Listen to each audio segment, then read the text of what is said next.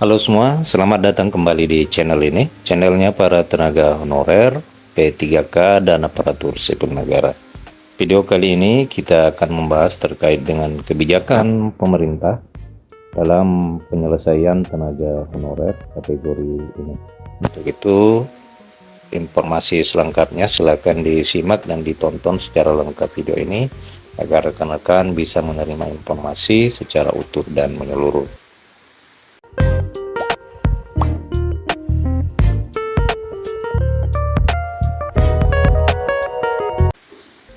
Rekan-rekan sekalian, Menteri Pendidikan, Kebudayaan, Riset, dan Teknologi, Mas Nadiem Makarim, menyebutkan bahwa pihaknya telah mengambil berbagai terobosan yang dilakukan dalam rangka menuntaskan permasalahan guru honorer yang telah menahun. Penuntasan permasalahan guru honorer ini diamanahkan Bapak Presiden Joko Widodo kepada pihaknya, itu yang diungkapkan Menteri Nadiem beberapa waktu yang lalu, bahwa Presiden Joko Widodo telah mengamanahkan sepenuhnya kepada Menteri Nadiem Makarim untuk penyelesaian tenaga honorer, dan dari awal telah menjadi prioritas pihaknya dan tim di Kementerian Pendidikan, Kebudayaan, Riset, dan Teknologi. Pihaknya bersyukur bahwa permasalahan ini makin terurai meski di dalam perjalanan sangat banyak tantangan. Berikut beberapa perubahan positif yang ingin dicapai melalui rekrutmen guru aparatur sipil negara P3K. Yang pertama, rekan-rekan sekalian, adalah adanya perubahan status guru dari honorer menjadi aparatur sipil negara, khususnya pegawai pemerintah dengan perjanjian kerja, sehingga membawa jaminan kesejahteraan ekonomi bagi guru yang meliputi gaji dan tunjangan profesi. Yang kedua, rekan-rekan sekalian, Menteri Nadiem Makarim juga menginginkan perubahan status tersebut akan memungkinkan lebih banyak guru akan mengikuti program-program peningkatan kompetensi dan sertifikasi. Dan yang ketiga adalah memberikan solusi kebutuhan guru di daerah.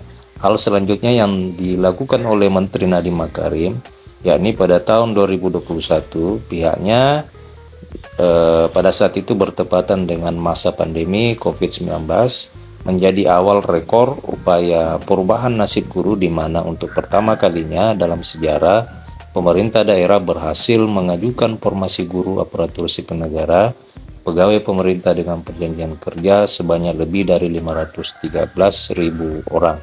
Jadi pada tahun 2021 yang lalu Menteri Nadiem Makarim telah mengeluarkan terobosan pengangkatan tenaga honorer guru menjadi P3K, termasuk yang pertama dalam sejarah bahwa pemerintah daerah berhasil mengajukan formasi guru ASN P3K sebanyak lebih dari 513.000 orang guru.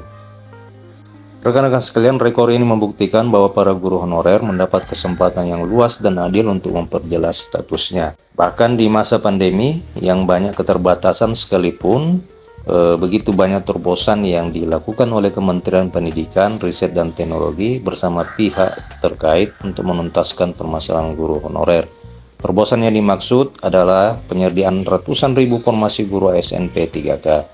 Artinya penyediaan gaji oleh pemerintah pusat agar pemerintah daerah dapat berfokus pada pemenuhan kebutuhan guru.